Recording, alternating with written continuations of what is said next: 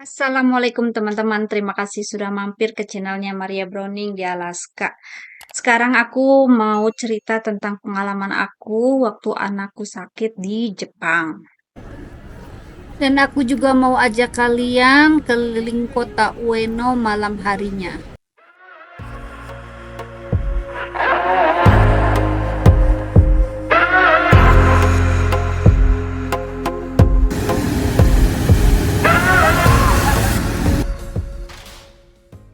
Yang sakit itu anakku yang pertama. Kejadiannya tanggal 31 Desember 2023. Waktu itu kita lagi ada di Osaka Castle paginya. Dia mulai nggak semangat jalan-jalannya. Terus kita lanjut ke Dotonbori. Dotonbori waktu itu lumayan crowded, padat.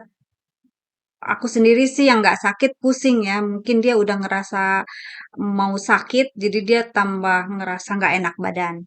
Nah kita setelah makan sore, karena datangnya ke sorean ke Dotonbori, dia bilang nggak kuat, dia pengen tiduran aja di hotel. Jadi dia pulang duluan sama ibuku. Kalau kita tetap lanjut di Dotonbori. Pas pulang ke hotel, kondisinya udah benar-benar nggak enak badan. Dia bilang pusing banget. Jadi aku kasih Panadol dulu. Aku pikir hanya pusing, mungkin telat makan atau mungkin kecapean atau masuk angin. Jadi aku kasih tolak angin, kasih Panadol. Besok paginya kita itu harus berangkat ke Tokyo dari Shin Osaka. Jadi mau nggak mau si kakak harus sembuh, harus kuat dulu. Eh, dari hotel ke stasiun kita jalan kaki sekitar 10 menit. Dia udah mukanya udah nggak fit lah, tapi dia kuat-kuatin. Terus perjalanan sekitar 2 jam setengah sampai hotel. Dia hanya tiduran aja. Dia nggak mau pergi sama kita. Makan siang pun dia maunya di hotel aja. Jadi kita pergi jalan itu pas tahun baru ya, tanggal 1 Januari 2024. Terus malamnya kita tetap jalan, dia tetap di hotel. Pas kita pulang, dia tambah nggak enak badan, tambah ngerasa badannya anget. Jadi aku tambahin lagi kasih Panadol. Besok paginya dia masih ngerasa nggak enak badan. eh, jadi aku telepon resepsionis minta tolong untuk dokter visit ke kamar kita. Gak lama kemudian mungkin sekitar 5 menit yang datang itu bukan dokter, nggak tahu mungkin salah satunya dokter karena ada dua petugas. Tapi yang jelas mereka pakai baju pemadam kebakaran. Jadi itu petugas pemadam kebakaran. Kita yang bingung dengan apa seragam mereka, kok yang datang bukan dokter. Tapi salah satu dari mereka nanya sejak kapan panas, sejak kapan mulai nggak enak badannya, sejak kapan, pokoknya mm, tanya detail kondisi pasiennya. Dan akhirnya mereka memutuskan, oh pasien ini harus dibawa ke rumah sakit. Aku bilang kan itu hanya pusing gitu loh. Saya pikir bisa dengan obat gitu. Dia bilang enggak, harus wajib dibawa ke rumah sakit. Udah akhirnya kita nggak bisa berbuat apa-apa. Kita setuju untuk dibawa. Jadi anakku ditandu, masuk ke mobil ambulans. Tapi di mobil ambulan kita nggak langsung jalan karena petugasnya nanya lagi, jalan-jalan ke sini bawa asuransi nggak? Pakai asuransi nggak nanti bayarnya? Aku bilang iya kita ada asuransi perjalanan. Terus mereka telepon rumah sakitnya, ngasih tahu ada pasien dengan kondisi bla bla bla bla bla. Terus mereka bilang ini sambil sambil masih ditelepon nih. Ini biayanya mungkin sekitar $70.000. Aku sempat ngitung tuh $70.000. Berarti kan sekitar 7 jutaan ya. Terus nggak salah aku bilang kan belum tahu kondisinya, mungkin dicek dulu dengan kondisi hanya sakit kepala, terus dibilang untuk turis memang segitu harganya. Jadi perkiraan sekitar 70.000 dolar. Terus dibilang bayarnya harus pakai cash, nggak bisa pakai debit atau kartu kredit. Aku bilang aku nggak punya uang cash sekarang. Cuman bisa nggak kita coba dulu pakai kartu kredit. Kalau misalnya pakai kartu kredit nggak bisa, aku nanti ambil uang di ATM. Oke, akhirnya kita jalan. Anakku masuk UGD, aku nunggu di luar nggak boleh masuk. Lama banget prosesnya, hampir 1 jam. Jadi anakku diperiksa tes COVID, diperiksa tes flu, kayaknya 2 itu. Terus setelah sekitar 1 jam selesai, ada suster keluar ngasih kayak apa sih, papan gitu dengan kertas. Dia ngasih tahu tadi ngapain aja.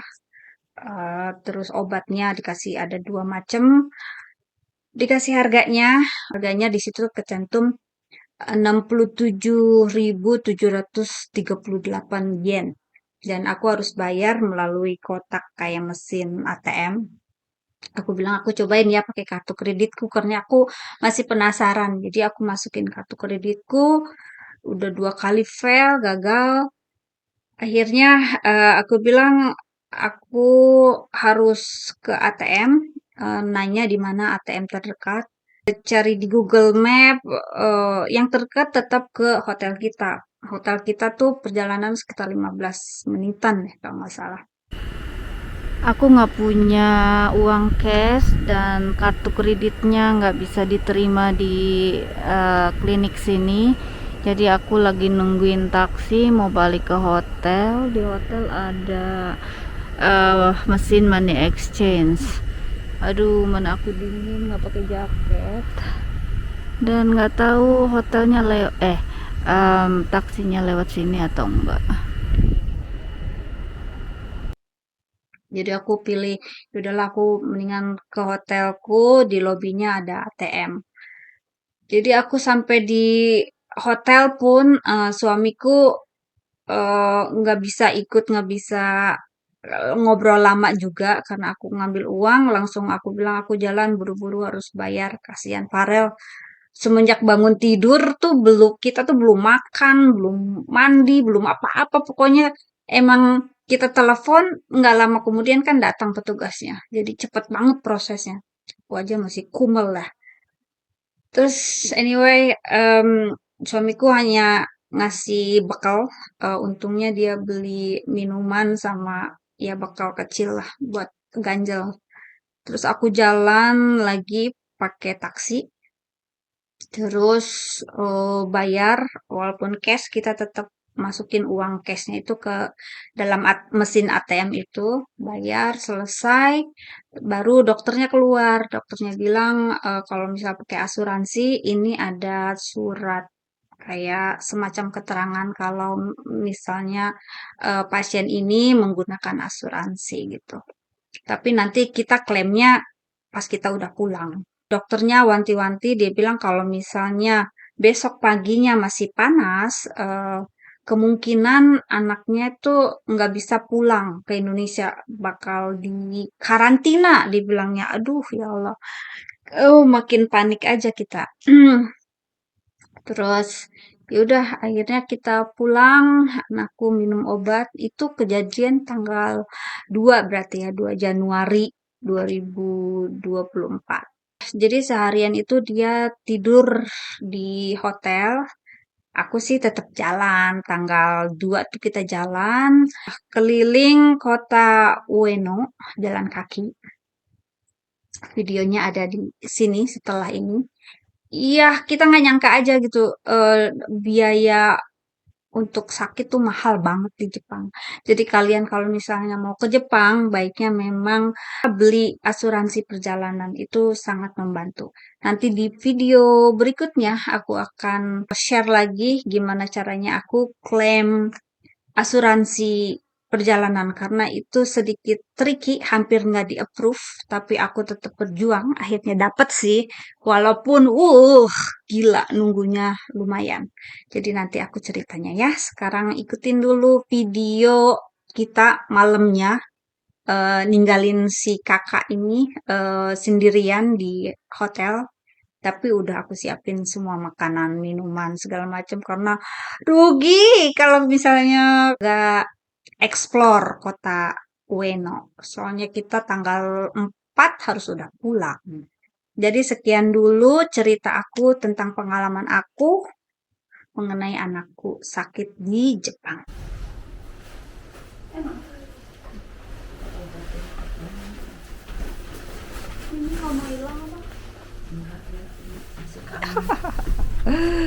Kita mau apa? Cari baju bekas. Dek, Thrift. Dingin. jangan trip baju bekas. Dih, nggak estetik banget. Pokoknya beli baju bekas. Dia beli baju bekas cuman Jaket. 100 yen. Jaket bukan baju. Hah? Jaket. Ini mau ngapain nenek-nenek tidur?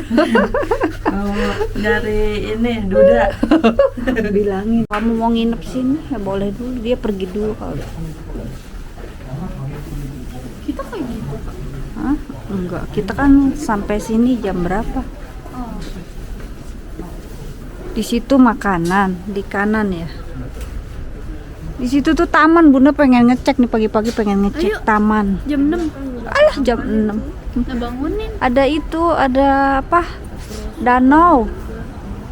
Banyak Nah, orang pacaran. kita sekarang di Ueno. Ini stasiun Ueno, deket banget. Nanti kita pulang lewat sini. Iya, di sini juga banyak oleh-oleh nih. Ah, gara-gara Farel nih. Tuh. Foto dulu bentar.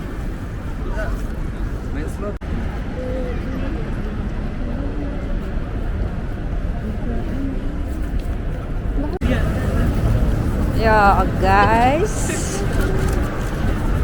enak banget hotel kita tuh di sebelah sana. Ada sevel di sini. Terus makanan juga gampang di sini. Ini tempat judi juga, Dek.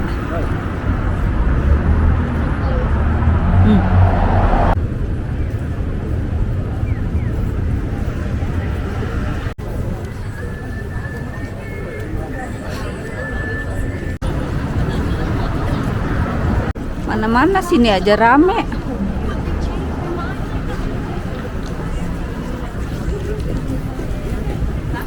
Abab. Abab itu apaan? Kamu tahu nggak? Waktu kalian bayi, Bunda juga jual baju bekas sama Bude Ai. Baju bekas kalian dijual laku banget.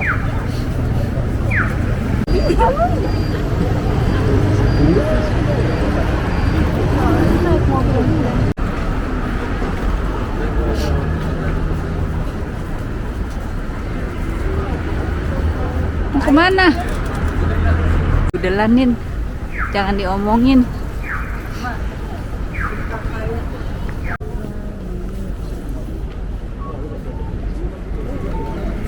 Titut, jalan.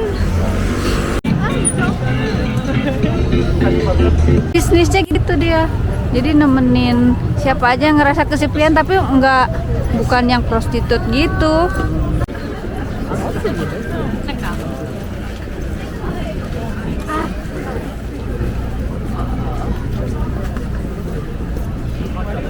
Kita lagi di kota Akihabara.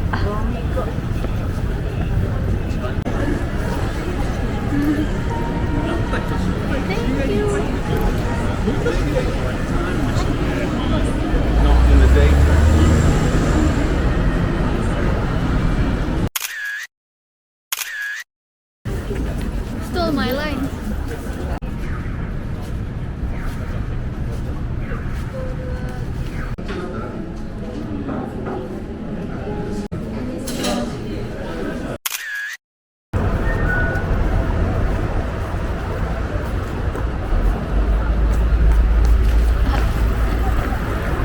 Berapa lama deh jalannya?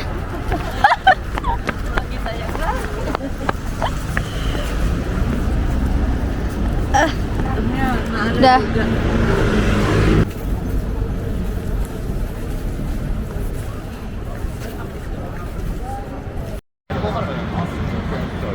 Sekarang kita lagi di kota Akihabara.